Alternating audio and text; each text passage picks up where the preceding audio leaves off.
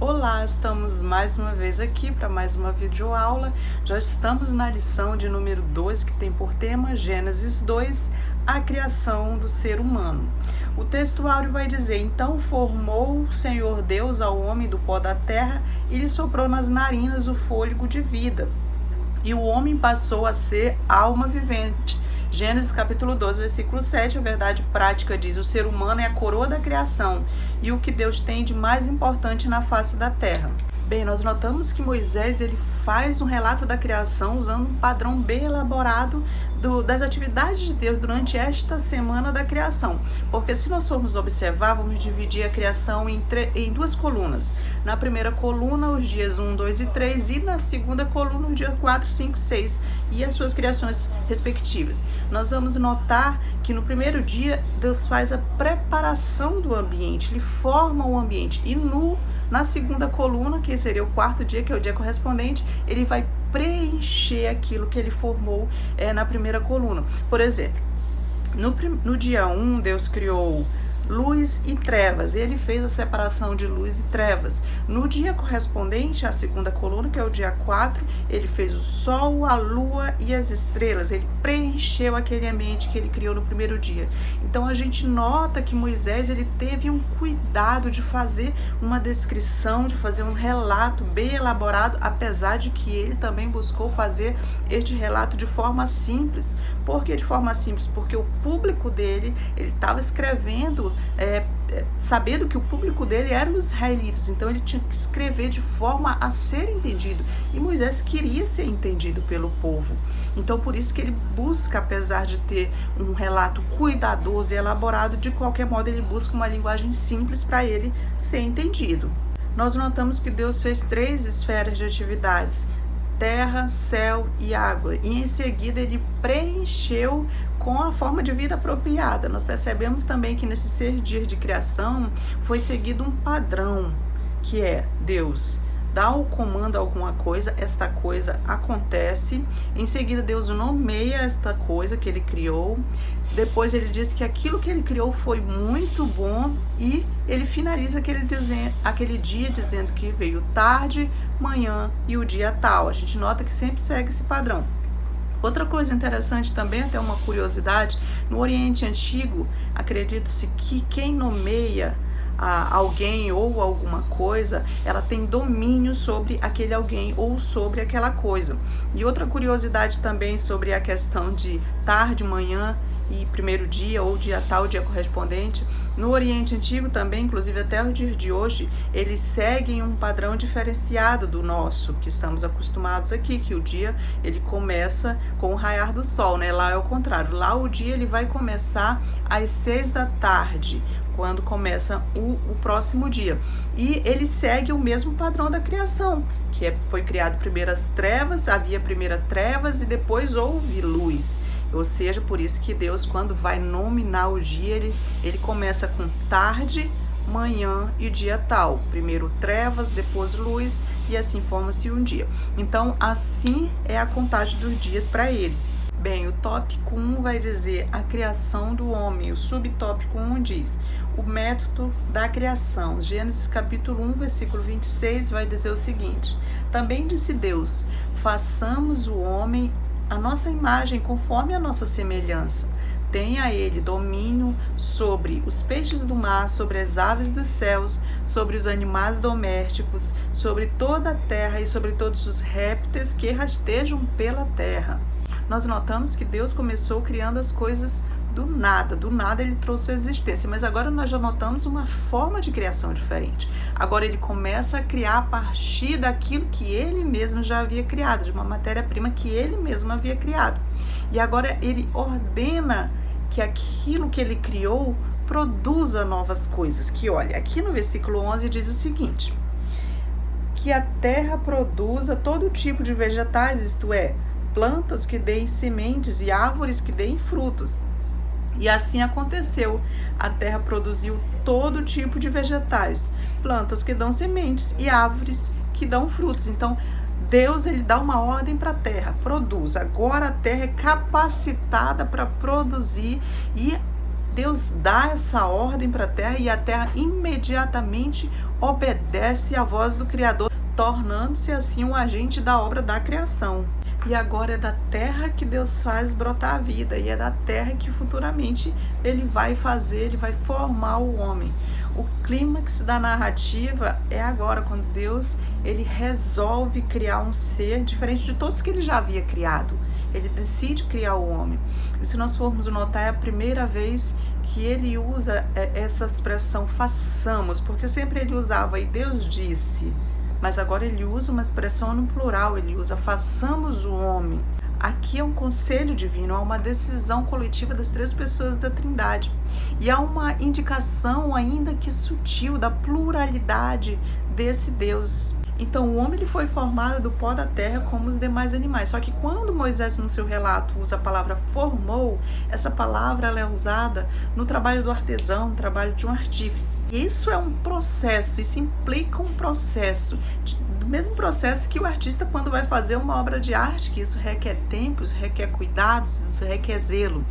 Mas nós notamos que enquanto as demais coisas que foram criadas pelo poder do haja, pelo poder da palavra, e haja luz e houve luz, agora nós notamos que Deus ele leva tempo para formar o homem. Ele está ali na feitura do homem, esse ser que é um ser único, que não havia outro igual até então, Deus não havia criado. Então Deus se envolve pessoalmente na criação do homem. E outra coisa interessante que nós também notamos é que naquela região, era uma região que havia ouro puro, a palavra de Deus vai dizer, havia também um perfume preciosíssimo que se chamava bidélio, e também tinham pedras preciosas como o ônix, por exemplo. E Deus poderia ter feito o homem de qualquer um desses materiais se ele quisesse, mas não, a gente nota que ele escolheu o material mais simples que havia ali, que era o pó da terra. E a coroa da criação, que é o homem, é feito de um material super simples, que é o pó da terra. E por isso nós não devemos esquecer de onde nós viemos e do que nós fomos criados. O subtópico 2 vai dizer a constituição humana, Gênesis capítulo 2, versículo 7, que vai dizer: então formou o Senhor Deus ao homem do pó da terra, e lhe soprou nas narinas o fôlego de vida, e o homem passou a ser alma vivente. Então Adão ele foi feito do pó da terra, para mostrar essa ligação que nós temos com a terra. E essa ligação do homem com a terra ela vai continuar por toda a história. O homem depende da terra. Todos os materiais químicos que nos compõem são encontrados na terra. Tudo que temos e somos, todos os minérios são encontrados na terra. Então, a princípio, o homem era um molde sem vida, como se fosse uma escultura de argila, um molde perfeito, mas sem vida. Aí Deus chega, Deus sopra o fôlego de vida nas narinas do homem, e ele passa a não ser um ser vivente. Então, se nós formos notar, o homem ele tem dois aspectos: o aspecto físico e o aspecto espiritual. Para nós entendermos bem, vamos dividir esse versículo que a gente leu em dois. A primeira divisão para ficar: então formou o Senhor Deus ao homem do pó da terra. Então Deus, como um oleiro divino, ele coloca a mão no pó da terra para criar o homem, ele se deleita nessa sua criação, nessa sua obra-prima. O homem, assim como os animais, ele é feito do pó da terra, veio do pó da terra e ao pó voltará. Então nós notamos que o primeiro Adão, ele é um ser terreno. E em segundo lugar, a parte espiritual do homem, que é essa segunda parte do versículo que diz: ele soprou nas narinas o fôlego de vida, e o homem passou a ser alma vivente. Então, nenhuma criatura havia recebido o sopro de Deus. Então, quando Deus dá esse sopro nas narinas do homem, o seu sopro foi justamente o sopro divino que fez o homem ser diferente de todas as outras criaturas. Ele se distingue de todas as outras criaturas. E através desse sopro, Deus comunicou a sua singularidade espiritual. Ele fez o homem à sua imagem, à sua semelhança. Então podemos dizer que o homem não é apenas um ser vivo, mas um ser espiritual que também pode relacionar-se com Deus Criador. O subtópico 3 vai dizer imagem e semelhança de Deus, referência a Gênesis capítulo 1, versículo 27, que diz assim: criou Deus, pois, o homem à sua imagem, a imagem de Deus o criou, homem e mulher os criou. Então existe um só Deus em que subsistem três, que é a Trindade. E esse Deus, ele decide, esse Deus, ele resolve fazer uma criatura, um ser que seja a sua imagem e a sua semelhança. Ou seja, O homem foi criado com características morais e espirituais que refletem o caráter e o ser de Deus. O ser humano, ele é pessoal, ele é inteligente, ele é consciente, criativo, que usa a linguagem como Deus. Interessante notar que de toda a criação, o homem é o único capaz de falar, o único capaz de se comunicar. É isso que significa imagem e semelhança de Deus. Um ser moral, um ser que é amor, um ser que é justiça, bondade e retidão. Todos esses atributos ele confere a esse ser, dando ao homem características que refletem o ser de Deus, com o objetivo que esse homem fosse o seu representante aqui na Terra. Interessante que na cultura do Oriente Antigo, tanto entre os cananeus, quanto entre o povo do Egito, quanto o povo da Babilônia, os reis, os faraós e os soberanos, eles eram vistos como representantes de Deus aqui na Terra, por isso que eles reinavam com poder absoluto. E eles, na visão deles, somente os reis, os soberanos e os faraós, eles eram filhos de Deus, os demais não eram. Então agora Moisés chega e Moisés começa a dizer que Deus criou o homem à sua imagem, à sua semelhança, e que todos os homens são representantes de Deus aqui na Terra. E isso para ir de contra toda aquela cultura que o povo de Israel já havia aprendido lá no Egito. E mais adiante Deus vai dizer: dominem sobre tudo. Então o ser humano é como representante de Deus diante de toda a criação. Deus, ele queria alguém que ele pudesse ter comunhão, alguém que ele pudesse se relacionar de forma inteligente, de forma voluntária. O homem, ele foi feito para dominar sobre todos os seres vivos, distinguindo ele das outras criações de Deus. E há tanto valor no homem que Jesus disse: se Deus sustenta as aves, quanto mais você. Com isso, Deus mostrou que os homens têm muito mais valor diante de Deus do que as outras criaturas na terra que Deus havia criado.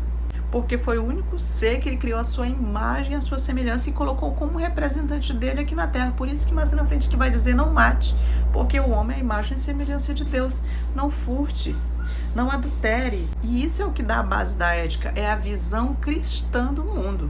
O tópico 2 vai dizer a criação da mulher, o subtópico 1, a constatação divina, que diz o seguinte: disse mais o Senhor Deus, não é bom que o homem esteja só, far-lhe-ei uma auxiliadora que lhe seja idônea. Gênesis capítulo 2, versículo 18. Então nós notamos que tudo que Deus criou até aqui, ele disse que era bom ou que era muito bom. Mas agora nós notamos que o próprio Deus chega à conclusão, chega à constatação de que não era bom que o homem estivesse só.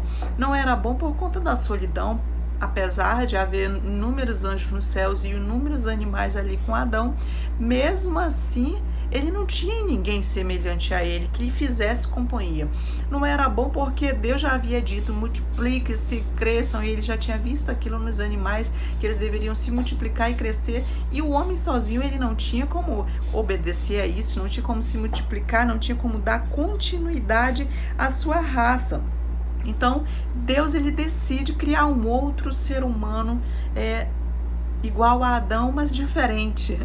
Tanto que ele já começa a falar na forma feminina, quando ele se refere a esse ser que seria feito do homem como sendo um auxiliador, ou seja, alguém que ajudasse o homem. E certamente isso era necessário, porque Adão havia recebido a tarefa de cuidar do jardim, de guardar o jardim. Recentemente Deus havia dito para ele: desse fruto você não pode comer. Então o homem, ele precisava de uma ajudadora também para encorajar ele a obedecer essa ordem de Deus. Para nós entendermos melhor o contexto, bora só voltar um versículo, vamos para o 17.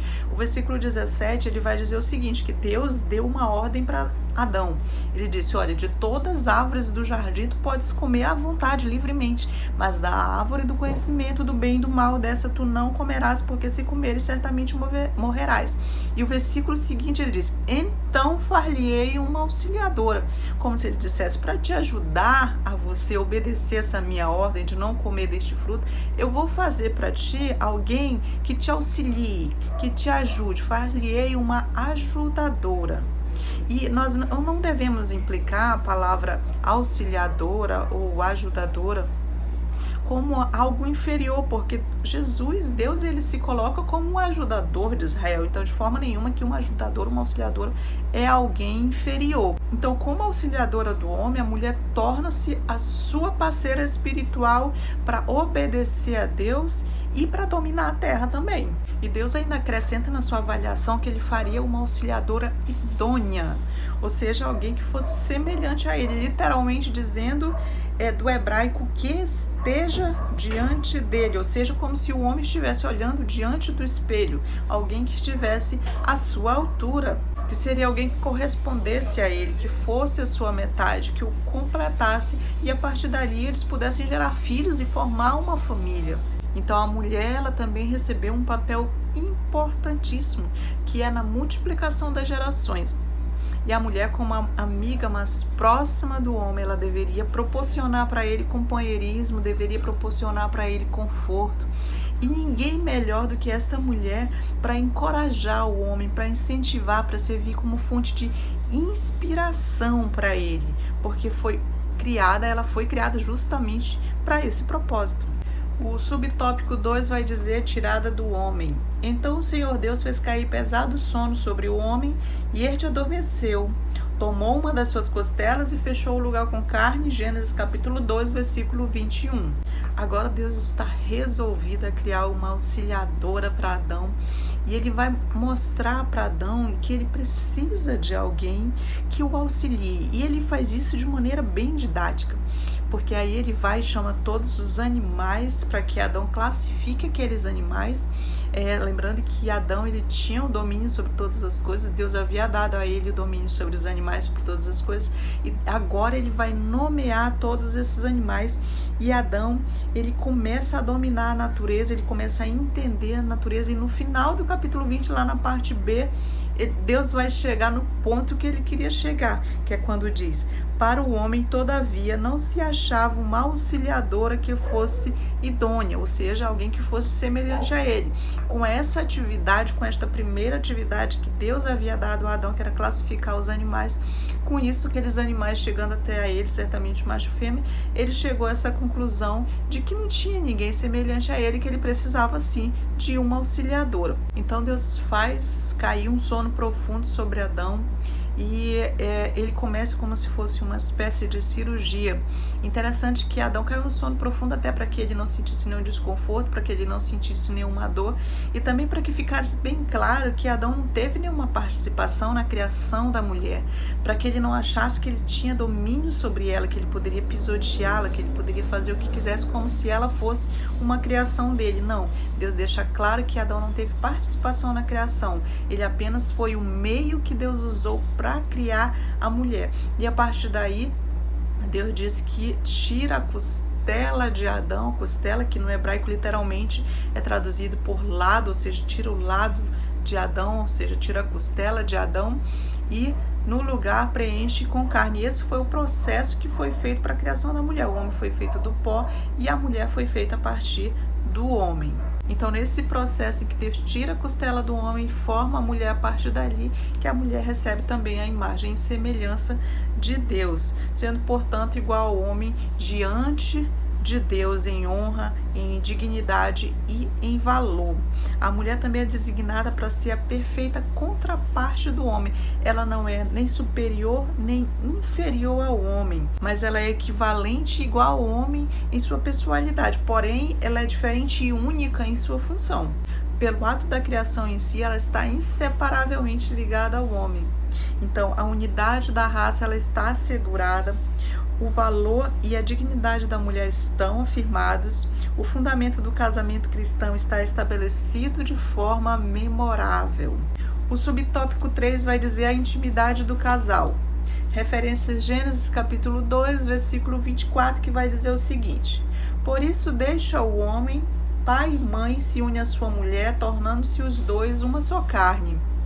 Bem, aqui nós encontramos um comentário de Moisés direcionado para o seu público-alvo. Seu público-alvo, lembrando que nós já falamos no começo, era o povo de Israel.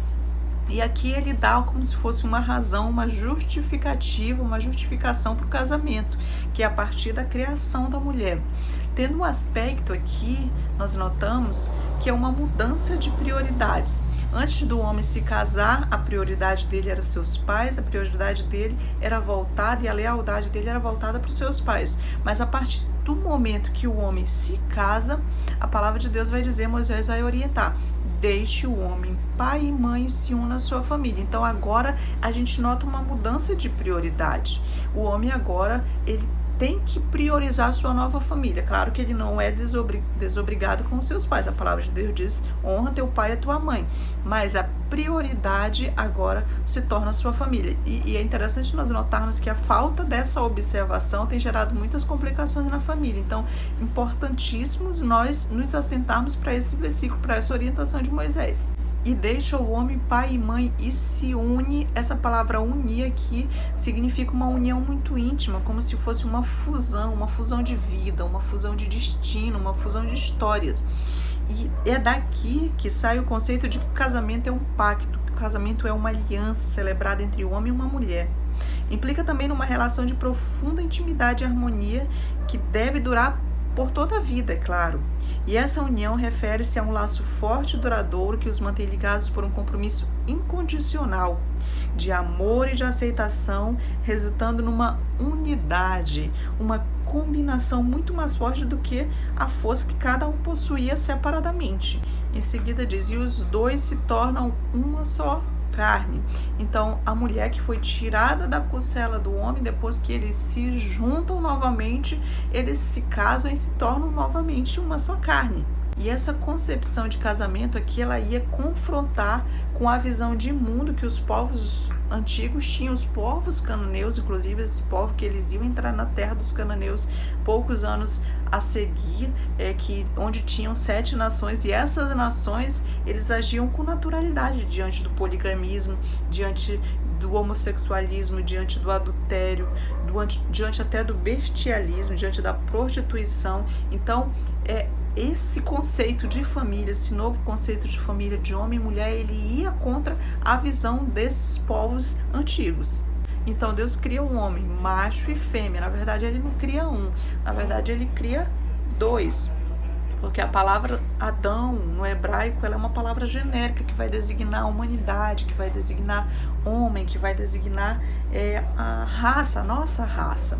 Ou seja, ele cria macho e fêmea. Somos todos iguais diante de Deus, porém biologicamente distintos. E aqui enraiza a nossa ideologia de gêneros, onde nós sabemos que é a biologia quem determina o que somos, macho ou fêmea. Não é a sociedade, não somos nós quem decidimos, mas a biologia quem decide se nós somos macho ou fêmea, se somos homem, se somos mulher. E é assim que Deus nos criou, iguais, porém distintos, se complementando biologicamente, né? E com o propósito de expressar a comunhão entre si, macho e fêmea, porque Deus criou macho e fêmea para que eles pudessem se multiplicar, para que eles pudessem criar culturas, para que eles pudessem ter seus filhos, para que eles pudessem ter suas famílias, para que eles pudessem dar continuidade à espécie, para dar origem a um povo que fosse para o seu louvor e para a sua glória, para o louvor e para a glória de Deus. O tópico 3 vai dizer ensinamentos, o subtópico 1 diz a satisfação de Deus. Gênesis capítulo 1, versículo 31. Viu Deus tudo quanto fizera, e eis que era muito bom. Houve tarde e manhã o 6º dia. Então nós vemos aqui que Deus ele faz uma avaliação. Nós notamos que ele já vem nesse padrão de avaliação desde o primeiro dia, que ele vem dizendo que viu Deus que o que havia feito era bom. E agora no 6º dia, na conclusão da sua obra, quando ele faz o homem e mulher, ele olha e faz uma avaliação final de tudo que ele havia feito. Ele diz: e eis que era muito bom. Era muito bom porque tudo que ele fez refletia ele mesmo, refletia sua bondade, refletia sua misericórdia, refletia a sua perfeição. Então tudo que ele fazia, tudo que ele fez refletia ele mesmo. Então tudo era muito bom, tudo era perfeito. O subtópico 2 vai dizer função e propósito do homem. Gênesis capítulo 12, versículo 8, que diz: e plantou o Senhor Deus um jardim no Éden, na direção do oriente e pôs nele o homem que havia formado. Bem, nós notamos que desde o início da criação, desde que Deus começou a criar, Ele tinha um propósito em todas as coisas, na maneira que Ele criou. Ele foi revelando aos poucos ali o seu querer, ordenando a matéria, começando a preparar o ambiente para o ápice da sua criação, que só ia ser revelado no sexto dia, que era o homem. Ele cria a luz, ele separa a luz das trevas, ele nomeia luz e trevas, ele cria o firmamento, ele vai separar as águas de baixo e as águas de cima, ele ajunta as águas de baixo e faz aparecer parte seca e nomeia essa parte seca e faz essa terra seca produzir relva, ervas e plantas e árvores frutíferas para servir de alimento para aquilo que viria a seguir. Tudo tinha um propósito, tudo que Deus criou tinha um propósito. Então a gente imagina Adão sendo colocado ali no Jardim do Éden, ele despertando e ele chegando, tomando a sua consciência e se perguntando: quem sou eu, onde eu estou, o que eu estou fazendo aqui, qual o meu propósito. E Deus chega para ele e mostra: tá vendo esse lindo jardim, esse maravilhoso jardim que eu fiz para ti? O teu propósito, a tua função é cuidar desse jardim, é cultivar esse jardim. Deus dá um trabalho para Adão. Então a gente vê que o trabalho, ele é uma instituição que foi dada por Deus, foi instituído por Deus o trabalho.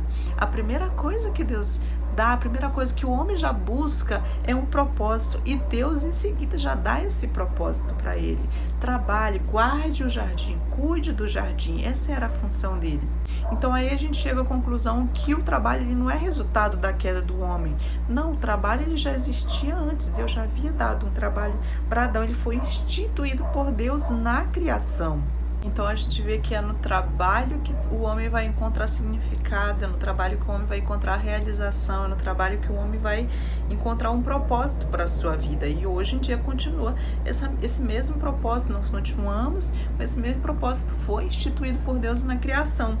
E Deus cria o homem, ele coloca no jardim, ele dá uma missão para aquele homem em seguida, é o trabalho. E além do trabalho, ele convida o homem para ter intimidade com ele, que ele ia se encontrar com o homem todas as tardes e tinha intimidade com o homem. Então nós também somos convidados a ter essa intimidade com Deus, a tirar um tempo para falar com o nosso Deus, para buscar mais conhecimento no nosso Deus. Então nós devemos, além do trabalho, que é muito importante para nós, sim, mas também devemos ter este tempo de comunhão com Deus, esse tempo que devemos tirar para termos intimidade com Deus. E Deus também criou o homem para a sua glória. E se nós formos ver séculos depois, Deus vem na pessoa de Jesus Cristo e pisa nesta terra que ele mesmo criou, come dos frutos que ele plantou, que ele criou, respira o ar que ele criou. Então a gente vê que tudo que foi criado, toda a criação, toda a Bíblia aponta para Jesus Cristo, tudo aponta para Cristo no final. O subtópico 3 vai dizer a mordomia cristã do planeta. Gênesis capítulo 12, versículo 15 diz: tomou, pois, o Senhor Deus ao homem e o colocou no jardim do Éden para cultivar e o guardar. Então nós também devemos ter essa consciência de cultivar, de guardar, porque como o próprio autor diz, nós dependemos da natureza, a natureza não depende de nós, mas nós dependemos da natureza e devemos sim, como cristão, ter essa consciência de guardar, de proteger, de cultivar, de ter cuidado com as coisas que o Senhor criou para nós. Deus criou tudo isso, entregou nas mãos do homem, disse: tenha domínio sobre tudo isso. Ele não disse que para nós destruirmos, não, ele disse para nós cuidarmos, para nós guardarmos. E nós, como cristãos, devemos sim ter essa consciência com a natureza, de cuidado, não a mesma consciência que os pagãos têm de adoração, de panteísmo, que tudo é Deus, Deus é tudo e tudo é Deus. Não, mas nós devemos ter a nossa visão como cristão de que nós devemos preservar sim esta natureza que o Senhor deixou para nós e que instituiu, que nós temos domínio sobre ela, e nós devemos preservar e cuidar. daquilo que o Senhor nos presenteou, que o Senhor fez para nós. E nós ficamos por aqui, espero ter ajudado vocês de alguma forma. Não esqueçam que antes de lecionar, vocês procurem a direção do doce Espírito Santo, orem para Ele, que Ele vai direcionar vocês no que vocês devem falar, a maneira que vocês devem falar. Através do Espírito Santo nós somos direcionados para falar o que agrada ao Senhor, o que Ele quer, o que as pessoas que estão nos ouvindo precisam ouvir. Não esqueçam de curtir o vídeo, compartilhar, isso é muito importante para o crescimento do canal e para que esse conteúdo chegue a outras pessoas que porventura possam estar precisando ouvir esta palavra. Fiquem com Deus e até a próxima. Tchau!